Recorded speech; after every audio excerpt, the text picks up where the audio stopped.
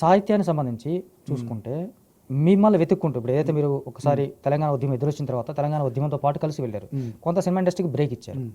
ఆ బ్రేక్లో కూడా రాసిన పాటలు ఉన్నాయి. ఉన్నాయన్న, బ్రేక్లో కూడా చాలా రాసిన, ఎస్ఎంఎస్ రాసిన.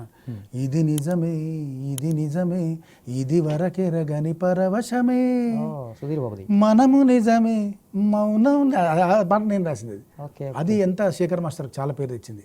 అన్నయ్య చేసింది కదా దానికి కొరియోగ్రఫీ. ఆ డిఫరెంట్ కొరియోగ్రఫీ చూసి ఆ తర్వాత చాలా మంది ఇచ్చారు అవకాశం. ఫిల్మ్ఫేర్ అవార్డు కూడా వచ్చింది ఆ పాటకు అన్నకు. ఓకే, మీకు రాలేదు. అది అంటే నేను లిరిక్స్ కదా. అంటే మీకు నాకు తెలిసి సినిమా పాటలకు సంబంధించి ఒక్క పాట కూడా రాలేదు.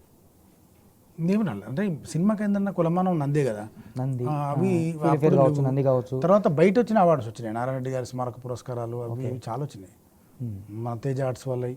తర్వాత కేసీఆర్ గవర్నమెంట్ వచ్చిన తర్వాత రాష్ట్ర ప్రభుత్వం ఇచ్చే అవార్డు అవతరణ అవార్డు. మీరు ఇంకొక పాట పూర్ తెలంగాణ సినిమాలో వినిపిస్తే, అంటే అది ఆల్రెడీ అంతకుముందు రాసింది, మిత్ర గారు పాడిన పాట ఒకటి ఉంటుంది,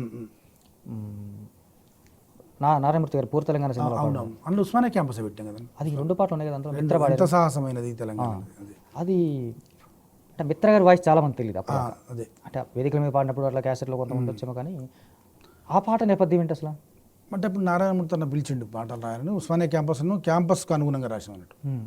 క్యాంపస్కు అదే జిల్లాలకు ఉంది కదా, చరణాల్లో క్యాంపస్కు చేసినాం.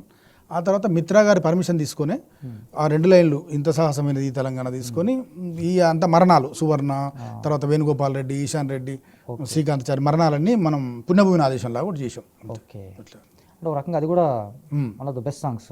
Best song.